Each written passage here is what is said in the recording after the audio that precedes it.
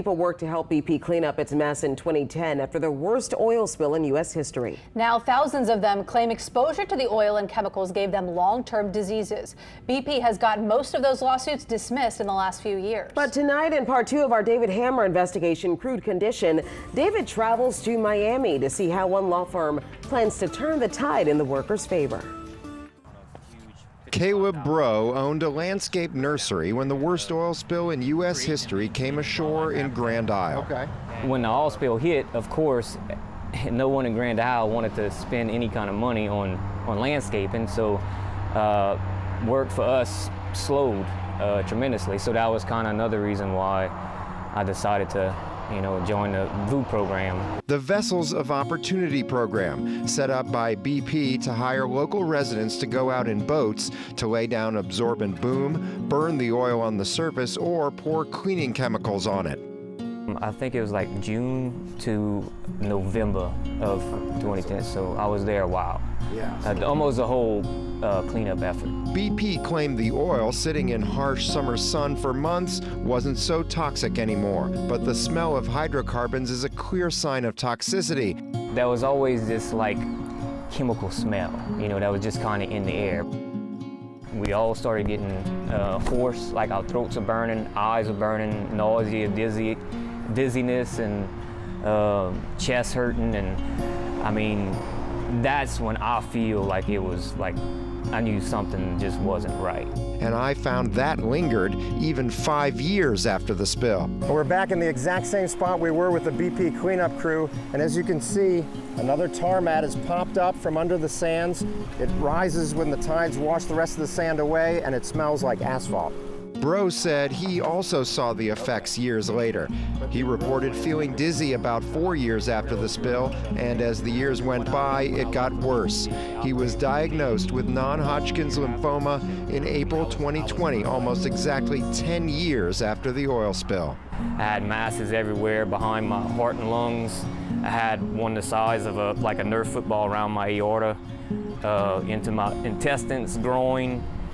It was everywhere. And he wasn't alone. My captain that I worked closely with the entire time that was on the boat with me in Timberlake Bay, being diagnosed 3 months apart, the same non-Hodgkin's B-cell lymphoma. BP agreed to a settlement in 2012, paying 22,800 claimants a combined $67 million for causing eye, respiratory, and skin ailments. The company also agreed that people diagnosed with cancer and other later manifested physical conditions more than 2 years after the oil spill would have the right to sue BP later. But now, in lawsuit after lawsuit, BP argues in cookie-cutter responses that their cleanup subcontractors were responsible, or the workers themselves were negligent. More than 5,000 of those lawsuits were filed, mostly in 2018 and 2019. All but 600 were dismissed by February 2021. And none of the cases has gone to trial, including Breaux's. At least look at the case. Don't just throw it out.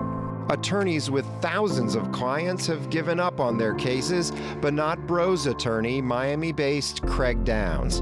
We're not going anywhere.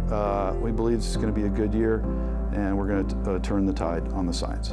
Lawyers for oil spill cleanup workers and coastal residents have asked me not to disclose the exact location of this warehouse, except to say that it's in Florida. They say that what's behind this door will help them prove that BP's oil and cleanup chemicals injured their clients. Basically, this is one of the biggest collection of the British petroleum samples collected back in 2010. Downs' chief science officer, Angela Cáceres, says the science is better than it was a decade ago. So they're running new tests on jars of oil, tar balls, and personal protective equipment, all cataloged by the date and location where they were collected and preserved, some at 40 degrees, some at -4 degrees, and some even colder. These are the ones that are kept -80 degrees so that the preservation of this will be proper. Cáceres says new scientific studies are more definitive about the connection between exposure to BP's oil and various illnesses that take years to show up, including a report just weeks ago on coronary heart disease. You know, we're not just some community that you all spilled into. Bro's chemotherapy and other treatments have cost more than $500,000. For 2 years, insurance covered most of it. Well, guess what? I just was laid off. So that great insurance I had is gone. The emotional cost has been even higher. Think about sitting my little girls down and telling them that daddy might not make it. You know, telling my wife that, you know, she can find somebody else.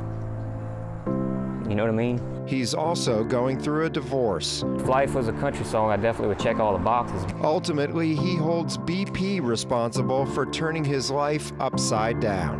Will they take this cancer out of my body and put it in one of them, you know, one of their executives? Will they deal with it? You know, no, I have to deal with it. Bro is putting his faith in Downs and his team. And he has one message for BP. Live up to your word and take care of us. David Hammer, Eyewitness News.